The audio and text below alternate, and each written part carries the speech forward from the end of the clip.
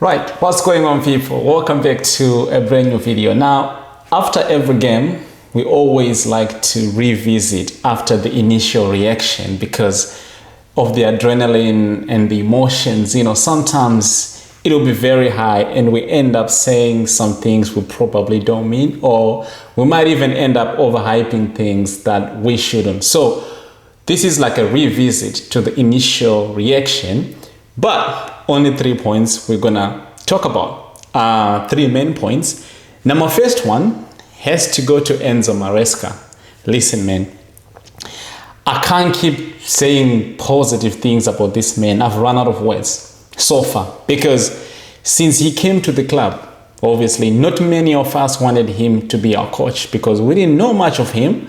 He coached Leicester City, obviously he's been to Man City, but we didn't actually know what we were getting up until obviously the preseason. We started seeing the signs of like the way he wanted to play, the man managing, the way he was holding his press conferences, we started liking him. But I can't say much of him, bro. He's been so good to us. His style of play is amazing. Obviously, he hasn't gotten the team to a point where, we're starting to actually see what he is all about because we're still making a couple of mistakes. And some of these mistakes, yes, it can be due to his system, or it can just be, just individual mistakes, which we saw from Robert Sanchez, which again, we're going to talk about him in a second. But I just wanted to give props to Enzo Maresca, man. But most importantly, on his game management. I thought, for the past couple of games we've been watching, the only game that he got things wrong was the Man City game. And I thought he paid so much respect to the team and Pep Guardiola and actually went in there without the mentality of thinking that we could actually win that game. Though we could have. But since the Man City game, all his game management has been good. Obviously, Crystal Palace, it's a different conversation. But again, we didn't play bad. It was just a matter of taking our chances, which we didn't. Which again, it could be maybe the system. It could just be individual errors and mistakes. Yeah, I like what he did yesterday with the Brighton game because even he said it in the press conference after. He said, we are playing a team that likes to hold the ball, that likes to have possession. And sometimes you're not always going to be the team to have the most possession, but it's all about what you do when you're in possession. And I think yesterday he allowed Brighton to have majority of the ball.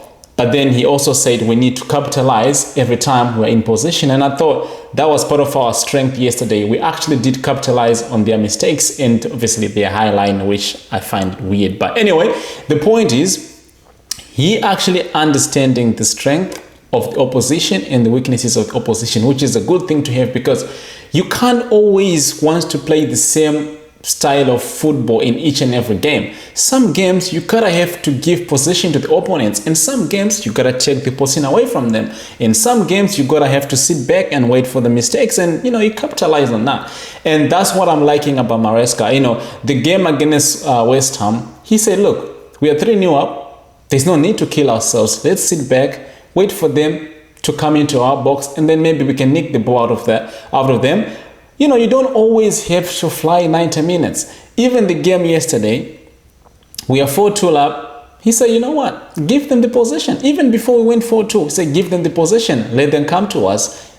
They definitely going to make mistakes. We can take, we can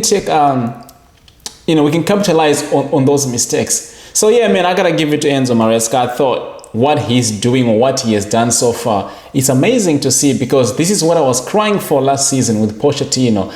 I couldn't get it, but now I'm getting what I've been asking for. Now, my second point has to go to Robert Sanchez, man. I don't know.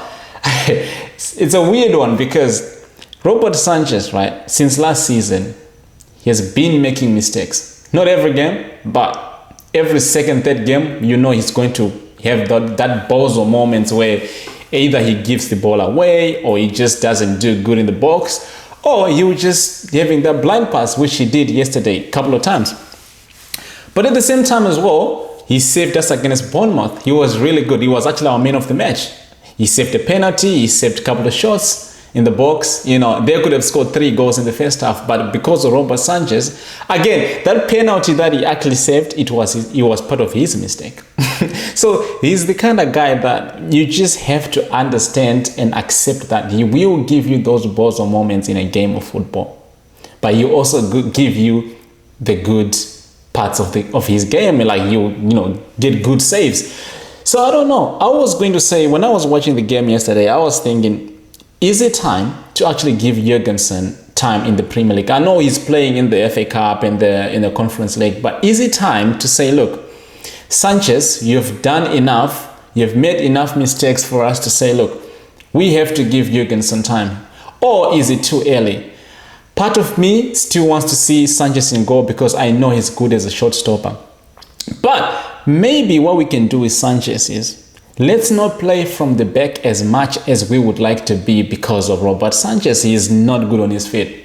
We just have to take that and actually accept that he's not that good. Actually, he's not good at all. So maybe let's minimize the amount of time we put the, you know, we pass the ball back to Robert Sanchez, or minimize the amount of time we try to play from the back because, again, Robert Sanchez ain't good. But yeah, man, for now, I would give him another game or two, see how he goes. But I would like him to be much more serious in goal. And yeah, man, yeah, it's a weird one. It's a weird one because you can't really drop him because he's been saving good shots. At the same time as well, he's been making mistakes as well. So I don't know. You let me know in the comment section. What do you think we should do with Robert Sanchez? Now, after all these games we've played so far, I think 6 games in, about 4 wins, 1 draw and 1 loss. I think top 4 has to be a must. I don't know. Maybe I'm too... Look, when I did my prediction before the season even started, I said we were going to finish 3rd. And the reason why I said we'll finish 3rd, 2. One of 2 is because I'm just a Chelsea fan and I would like to see my team finishing in the top 4. No matter how shit we are, even in the past 2 seasons, I will still back my team to finish top 4 up until we don't finish top 4. That's just what fans do. We know we back our team. But at the same time, we didn't want it to be delusional, right? So I put Chelsea on 3rd. But this was before the season started. Now, the season has started. And I'm thinking, I'm looking at our depth. I'm looking at our coach. I'm looking at just Cole Palmer back again. You know, I'm thinking top 4 has to be a must. Now, like I said yesterday, I'm thinking Tittle. But I'm not going to say it.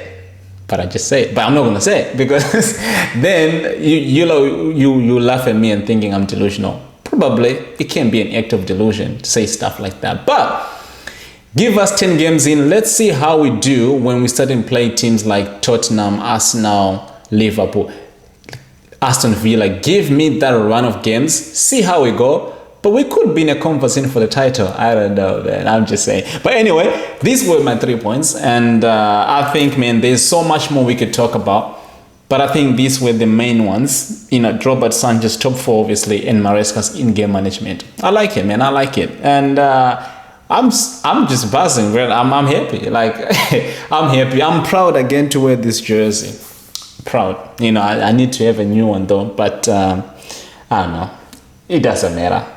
Chelsea, it's in the blood. It's not about, you know, what I'm wearing. It's in the blood. So yeah, man. Anyway, I'll see you guys on the next one. If you haven't subscribed to the channel, make sure you do so. Up the Chelsea. Up the Chelsea. Peace.